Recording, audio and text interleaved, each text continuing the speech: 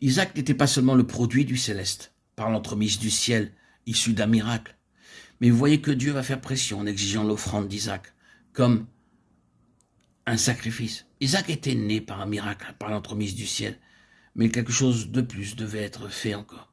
Il devait mourir et être relevé des morts. Cette chose puissante de Dieu doit se manifester et ratifier ce que Paul dit dans Romains 1,4, déclaré fils de Dieu par sa résurrection d'entre les morts. C'est ce que signifie Isaac, déclaré fils. En grec, cela signifie déterminé, arrêté, établi, ou même désigné. Il y a beaucoup de notre histoire spirituelle dans tout cela.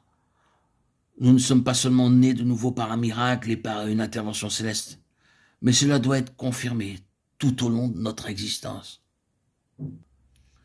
Dieu exige que cela soit entretenu par la vie de résurrection. Et la vie de résurrection n'a aucune signification, à moins que nous ne connaissions quelque chose de la mort. Dieu nous garde sur le terrain céleste. C'est la signification d'Isaac, nous mettant non seulement sur le terrain céleste, mais nous gardant sur le terrain céleste par l'expression constante de la résurrection, et quand seulement la résurrection peut maintenir la position. Après tout, peu importe ce qu'il en était au début de notre vie chrétienne, que nous ayons eu une merveilleuse expérience de la conversion, et pouvoir noter sur un cahier quand cela est arrivé, tout cela peut être bon, mais cela doit être confirmé continuellement par l'expression de la résurrection que nous avons été gardés sur ce terrain. Et c'est cela la voie du pionnier, de l'enfant de Dieu, marchant sur la voie céleste. La voie céleste, c'est connaître encore et encore la signification de la mort et de sa dure nécessité, afin de connaître la signification de la résurrection et de sa grandeur. C'est la voie de tout pèlerin, de tout pionnier.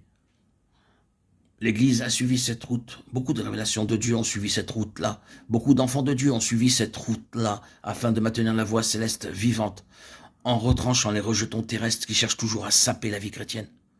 Nous savons combien cela est vrai. Abraham est parvenu à connaître que son réel héritage était céleste. Je pense toujours que c'est une chose merveilleuse, cet aspect de la vie d'Abraham et cette expérience sous la main de Dieu.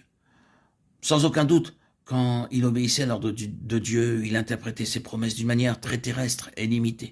Sans nul doute, son attente était qu'elles s'accomplissent et se réalisent de cette manière, seulement ainsi. Mais plus il vieillissait, plus il devenait conscient que ce n'était pas de cette manière. Il y avait quelque chose de plus que ce qu'il avait pensé au commencement, quelque chose de différent. Il est allé de l'avant, et c'est inclus ici dans ses paroles. C'est dans la foi qu'ils sont tous morts, sans avoir obtenu les choses promises. Mais ils les ont vus et salués de loin. Mais maintenant, ils en désirent une meilleure, c'est-à-dire une céleste. Quand Dieu dit « Je vous amènerai dans un pays », Genèse 12:1, Abraham en premier lieu pensait que ce pays était terrestre.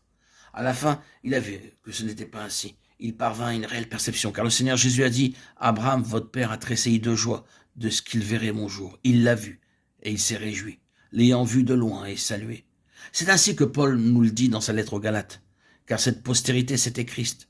Il n'est pas dit « et aux descendances », comme s'il s'agissait de plusieurs, mais en tant qu'il s'agit d'une seule, et à ta descendance, c'est-à-dire à Christ. Galates 3,16.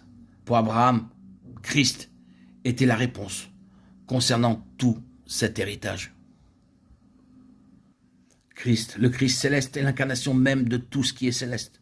Nous ne connaissons pas Christ selon la chair. Christ est essentiellement céleste. Et vous voyez la nature céleste de cette semence. Et nous ferons partie de ceux qui hériteront, qui entreront et qui posséderont cette terre céleste. Pour ceux qui se bornent au terrestre, ils périront sur cette terre, la terre sera leur prison et leur tombeau. Ils seront remplacés par une autre génération avec une constitution différente. Quant à nous, par Christ, nous sommes les pionniers de la voie céleste et de la divine plénitude.